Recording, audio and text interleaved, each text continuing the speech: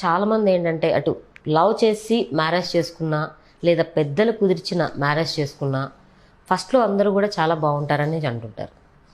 Marriage అయిన కొన్ని సంవత్సరాల తర్వాతను లేదంటే ఏదో ఒక చిన్న విషయంకైనా సరే పెద్ద గొడవలు అయిపోయి అప్పటి వరకు ఉన్న ప్రేమ అనుబంధం వాళ్ళ మధ్య ఉన్న ఆప్యాయత ఇవన్నీ పోయి పిల్లలు ఉన్నా కూడా వీళ్ళు విడిపోయి అంత రేంజ్లోకి వెళ్ళిపోతూ ఉంటారు. నిజంగా భార్యాభర్తల బంధం అనేది విడిపోయేంత చిన్న విషయమా? ఎందుకు ఇట్లా జరుగుతుంటాయంటారు? సమస్య అనేది దానికి సొల్యూషన్ అనేది లేదంటారా? నమస్తే. మీరు అడుగుతుంది భార్యాభర్తల అనుబంధం గురించి, వాళ్ళ బంధం గురించి. ప్రేమ అండి, అనుబంధము ఇవన్నీ ఉంటాయి. ఫస్ట్ ఉన్న ప్రేమ కొన్ని రోజుల తర్వాత ఎందుకు ఉండదు? అది గొడవలకు దారితీసి విడిపోయేదాకా ఎందుకు వెళ్తుంటాయి? చాలా వరకు కూడా పెళ్ళైన కొత్తల్లో ఉన్న ఆ ఒక ఇంటెన్సిటీ రాను రాను ఎందుకు ఉండదు అని అడుగుతున్నారు. అవునండి.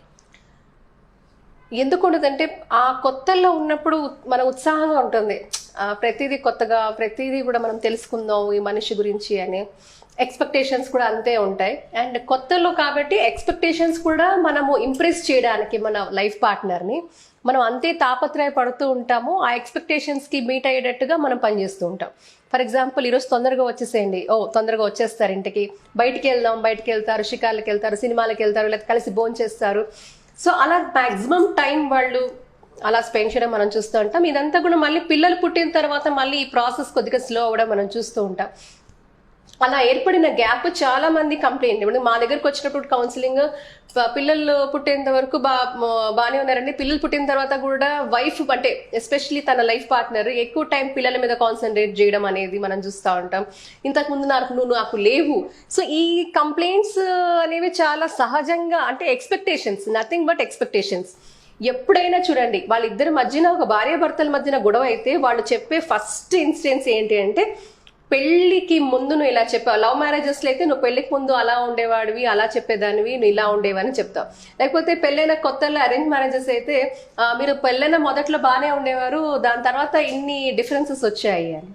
సో ఏదైనప్పటికీ కూడా ఎక్స్పెక్టేషన్స్ అండర్లైన్ చేసుకోవాల్సిన అంశం. అంటే ఫస్ట్ మ్యారేజ్ అయినప్పుడు ఉన్న ఎక్స్పెక్టేషన్స్ కొన్ని రోజుల తర్వాత ఉండవంటారా? ఉండవని నేను చెప్పను.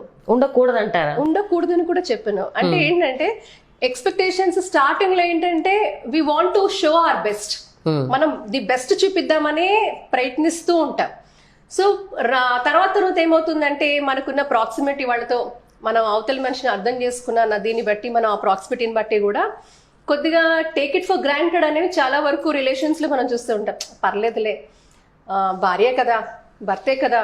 సో ఇలా ఆస్పెక్ట్స్ చాలా వరకు కూడా you take the relation for granted, ఇలాంటివి జరుగుతూ ఉంటాయి. బట్ అలా జరగకూడదు అంటారు. సో అలా జరగకూడదు అంటే ఏంటి? ఈరోజు మనకు కావాల్సిన టిప్స్ అంటే, మీ పెళ్ళిని ఎంత అద్భుతంగా, అద్వితీయంగా, ఎఫెక్టివ్గా మీ మ్యారేజెస్ని ఎలా చేసుకోవాలనే దాని మీదనే నేను ఐ వాంట్ టు టాక్. ఎందుకంటే నెగిటివ్స్ చెప్పిన దానికంటే నెగిటివ్స్ చాలా మంది జీవితాల్లో ఎక్స్పీరియన్స్ అవుతూనే ఉన్నారు.